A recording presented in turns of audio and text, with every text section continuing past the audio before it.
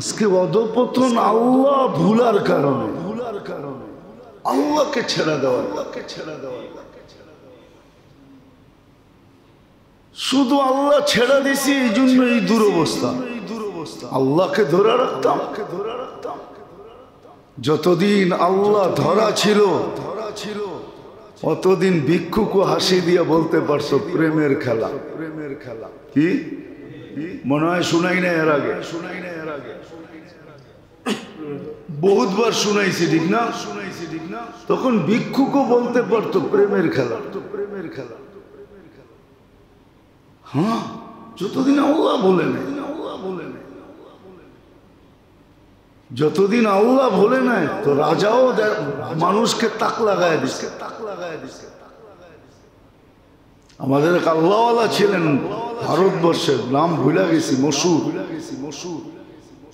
উনি যখন মারা যায়, কারখি রহমতুল্লাহ আলাইহি, যখন মারা যায় উনি বলছিল আমার জানাজা ও পড়াবে যার বয়স হওয়ার পরে, বালেগ হওয়ার পরের থেকে আসরের সুন্নত ছোটে নাই, ও আমার জানাজা পড়া।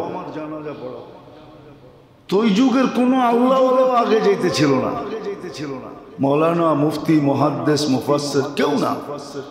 সবাই বলে না এটা সম্ভব না, এটা সম্ভব না। তো সব অপেক্ষায় ছিল জানাজা কে পড়াবে। তো ওই জমানার রাজা মজলিস ফাটতে ফাটতে সামনে যায় দাঁড়াইছে, বলছে ময়রাও গেল, ময়রাও গেল, ময়রা তো গেল, আমার রাস ফাঁস করে দিয়া গেল। আমি বালেগ হওয়ার পরের থেকে আমার আসরের সুন্নত কোনোদিন ছোটে না। সুলতান মাহমুদ গজনবীর কাছে আল্লাহ রসুল এক বাচ্চাকে পাঠাইছে, তালেবে ইলমকে। গর্বতের জামানা ছিল, তেল ছিল না, রাত্রে কিতাব পড়তে পারতো না। তো স্বপ্নে আইসা বসে গজনীকে বলে যে সুলতান মাহমুদকে বলো তোমার তেলের ব্যবস্থা করতে। তো বলছে ইয়া রাসূলুল্লাহ আমার কথা মানবে? বলছে একটা বেদ বইলা দিতেছি যে কানে কানে বলবা, যদি তোমার কথা না মানতে চায়। সুলতান প্রতি রাত্রে আমার জন্য কিছু হাদিয়া পাঠাইতো।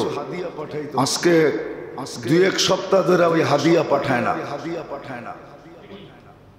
তো যে যখন বলছে তেলের ব্যবস্থা করতে, বলছে আল্লাহ রসুল, বলছে আল্লাহর রসুল, বলছে প্রমাণ কি? তো বলছে কানটা আমার মুখের কাছে আনেন। তো আনছে। রাজা তো বেয়াদব তো ছিল না, আদবওয়ালা ছিল। আগে মানুষের ভিতরে আদব ছিল বেশি। টাকা ছিল না, পয়সা ছিল না, শিক্ষা ছিল না, দীক্ষা ছিল না, আদব ছিল। আমার মনে হয় না কোনো বুইরা যারা বুড়া হয়ে গেছে কোনো দিন বাপ যতদিন বেঁচে ছিল বাপের চোখের দিকে চেয়ে কথা বলছে বা চেহারার দিকে চেয়ে। কথা যখন শুনতো তখনও মাথা নিচা, যখন বলতো তখনও মাথা নিচা। কি এমন না? মনে হয় না? মনে আমারটি ভুল বলতেছি? 2, 3, 4 বাচ্চার 5 বাচ্চার বাপ হয়ে গেছে, মনে চাইছে তো বাপে ধইরা পিটাইতেছে, ঠিক না? কিচ্ছু বলে নাই,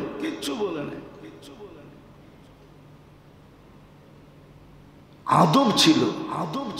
তো সুলতান যখন মুখের কাছে কান আনছে, আল্লাহ রসুল বলছে আপনি প্রতি রাতে আল্লাহ রসুলের জন্য হাদিয়া পাঠাইতেন, আজকে 2-3 সপ্তাহ ধরে পাঠান না। তো সুলতানের বুঝে হয়ে গেছে খব সত্য। কেননা এটা তো আমার স্ত্রীও জানতো না, আমি ছাড়া, আল্লাহ ছাড়া তো দুনিয়ার কেউ জানতো না। সুলতান প্রতি রাত্রে 5000 বার দুরূদ পড়তেন আল্লাহ রসুলের জন্য। কর্মব্যস্ততার কারণে 1-2 সপ্তাহ পড়তে পারতেছেন না। এটা ওনার স্ত্রীও জানতেন না যে উনি ডেলি 5000 বার। তো বলছে যা খব সত্য, তোর ব্যবস্থা আমি করে দেব, তেলের ব্যবস্থা করে। এক সময় তো এরকম ছিল। আজকে নারী দেখেন, পুরুষ দেখেন, যুবক দেখেন, বৃদ্ধ দেখেন, সব আল্লাহর থেকে দূর। অথচ ওকে সদ ইচ্ছা আল্লাহ মুসলমানের ঘরে পাঠাইছে। শ্রেষ্ঠ নবীর উম্মত বানাইছে। বেনিফিট যদিও আজকে দেখা যায় না, লাভটা আজকে দেখা যায় না, কিন্তু সর্বশেষ লাভটা যখন ভোগ করবে তখন বিবেকের পর্দা খুলবে। কোরআনে আছে, নামদারি মুসলমানদেরকে যেদিন আল্লাহ দুজক থেকে বাহির করবেন, যারা শুধু ওই ধর্মের জায়গায় ইসলাম লেখা আসতো, কিন্তু সারা জীবন উল্টা ছিল, কিন্তু এইখানে কোনোদিন বিরোধ করে নাই। তোমার ধর্ম কি থাকে না ঘরের ভিতরে, ম্যাট্রিক পরীক্ষার ফর্মে থাকে, থাকে না, না থাকে না, আইডি কার্ড বানাইতে গেলে থাকে, ঠিক না, চাকরির জন্য কোনোখানে অ্যাপ্লাই করতে গেলে থাকে, ঠিক না, ওইখানে লেখা আছে বিনা দ্বিধা ইসলাম। ওকেও যখন দুজক থেকে বাহির করবে তো সারা দুনিয়ার কাফের চিৎকার দিবে আর বলবে লাউ কুন্না মুসলিমিন, হায় আমরা যদি ওদের মতো মুসলমান। আজকে আমাদের অধঃপতনের একমাত্র কারণ আল্লাহ ছেড়া দেওয়া, রসুল ছেড়া দেওয়া, রসুল ছেড়া দেওয়ার কারণে, আল্লাহর দৃষ্টি থেকে পড়ে যাওয়ার একমাত্র কারণ আপোষের গীবত আর সমালোচনার কারণ। সারা দিন গীবত করে, সারা দিন সমালোচনা করে। ডাকায়া শব্দ বলতেছি, বুঝবেন কি বুঝবেন না জানি না, সারা দিন খালি আঙ্গুল করতে থাকে, আঙ্গুল বোঝেন, এটা মনে হয় পুরান ঢাকার কোড ওয়ার্ডার, রাগ হয় না, সারা দিন আঙ্গুলি করতে থাকে, তখন আল্লাহর দৃষ্টির থেকে পড়ে যাবে। ইদা তাসাব্বাত উম্মতি সাকাতাত মিন আইনিহা। আজকে কোরআনে ওই তাসির নাই, কোরআনে তাসির আছে কিন্তু আমরা পাইতেছি না। কারণ সতের দিকে ডাকি না, অসতের দিকে ডাক। ইদা তারাকাত উম্মতি আল আমরু বিল মারুফ ওয়ান নাহই আনিল মুনকার হুরিমাত বারাকাতুল ওয়াহী ওয়া ইদা আযমাত উম্মতি আদ-দুনিয়া, দুনিয়ারে যখন বড় করবে তো ইসলামের মহত্ব গুরুত্ব, মুসলমানের ঘরে যে জন্ম নিছে এটা আল্লাহ ছিনায় আনিয়ে নিবে। তখন বিজাতির পোশাক পরবে আর ভাববে বাড়িতে আইসা, আমি তো বলি দুনিয়ার তো এমবেসি আর কম দেখি নাই, কম দেখছি, কম দেখলে 99টা দেশ হলো কি করে? দুনিয়ার এমবেসি তো কম দেখি নাই। যাক না বিকেনি পড়ে আমেরিকান এমবেসিতে, যা আমি তোমাদের একবারে A to Z হয়ে আসছি, দেখেন ভিসা লাগায় দেয়নি। আমার মনে হয় আরো পিঠায় বাইর করে দিব। বাইরো বিকেনির জায়গা সৈকতে আমাদের এমবেসি না, বিকেনির জায়গা সৈকতে আমাদের এখানে না, পিঠায় বাইর করে দিবে, ভিসা দিবে তো দূরের কথা, যতই রঙে রঙ্গি না কেন বাড়িতে এসে খুঁজে নেওয়া যাবে না। আপনি জানেন না, মাঝে মাঝে ঘুরতে যান, ঘুরার নাম নিয়ে যান, কিছু জায়গায় আছে অ্যাপ্লাই না করে একটা টিকিট নিয়ে ভিতরে যেয়ে দেখা আসা যায়। ওয়েটিং রুমে দেখবেন, আসল জায়গায় তো দেখতে পারবেন না। যা দেখেন কতজন লোক সিরিয়াল দিয়ে বসে আছে। ভিসা না দিলে কি টাকা ফেরত দেয়?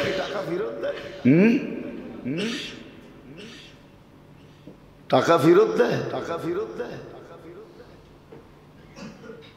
ও মেরে দোস্ত, সত্য এটা।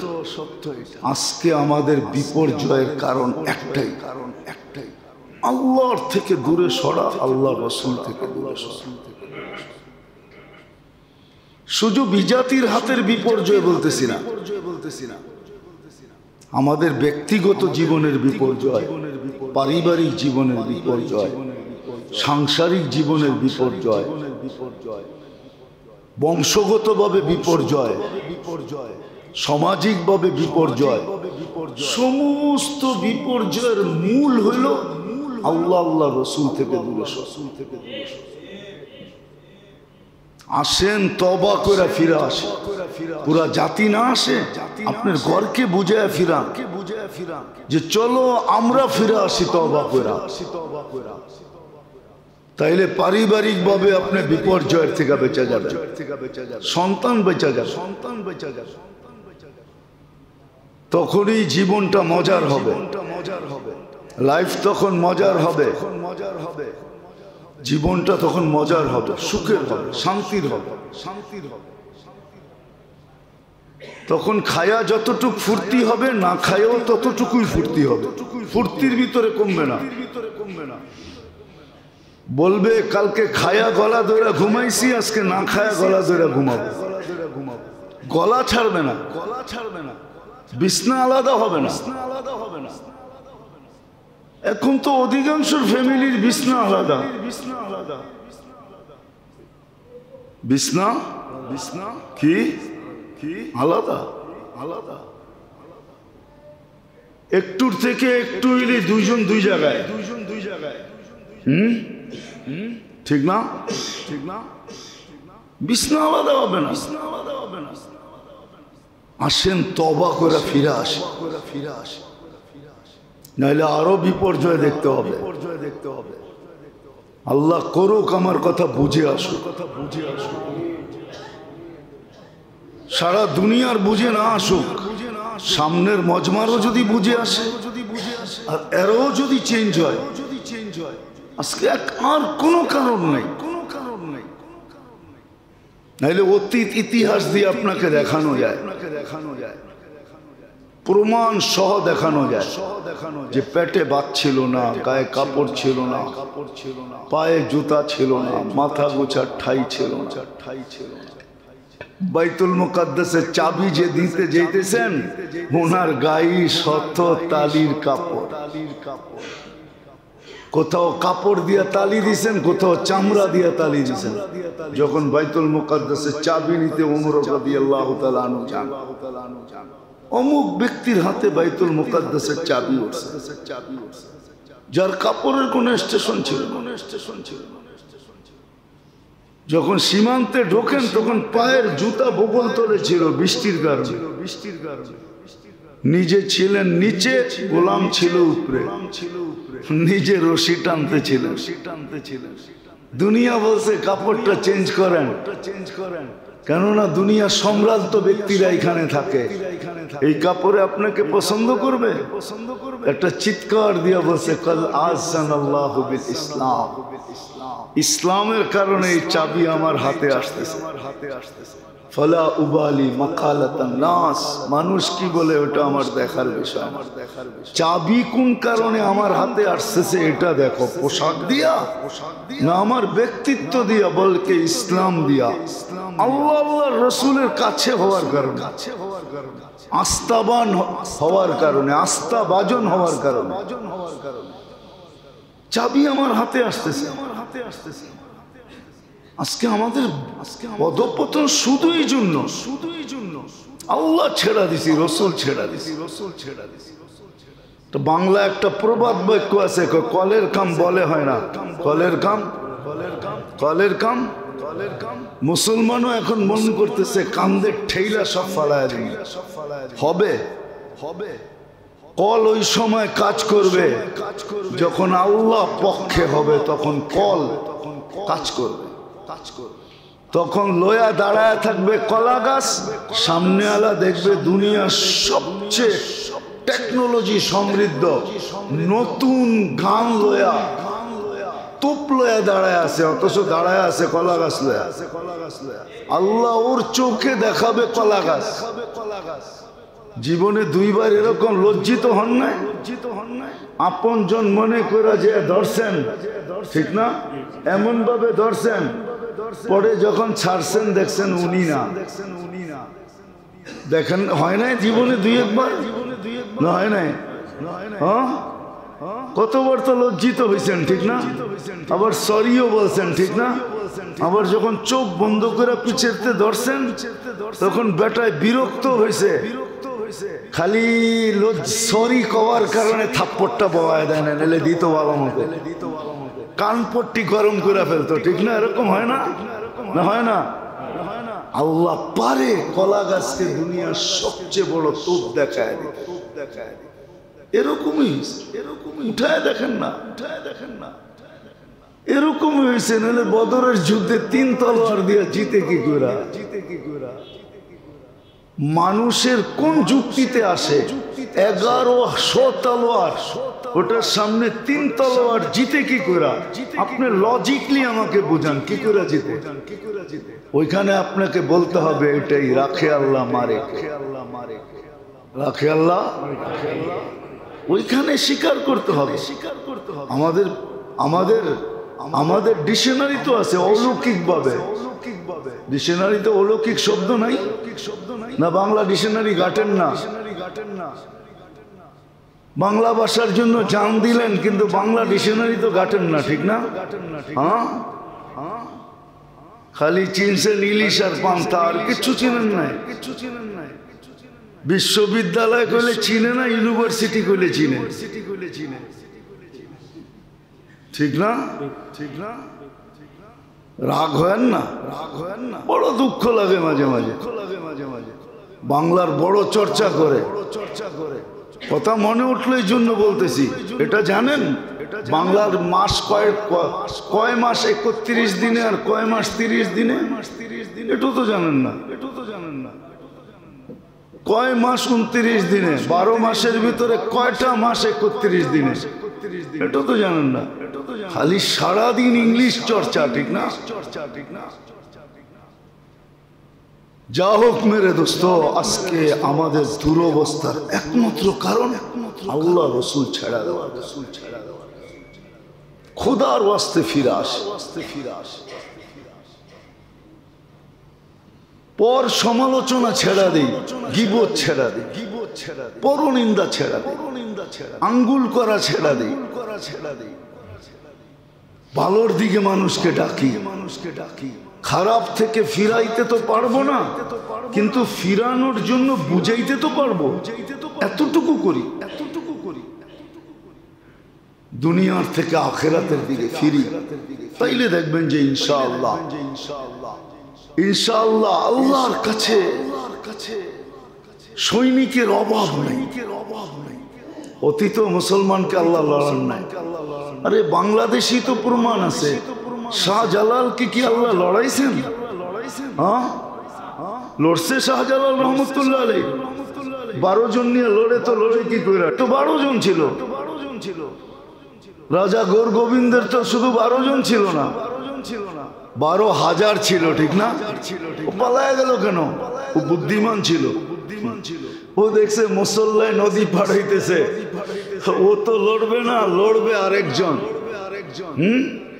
এটা বলি শেষ করতেছি। একটা প্রবাদ বাক্য আছে বাংলায়, কোনদিন শুনছেন কিনা জানি না।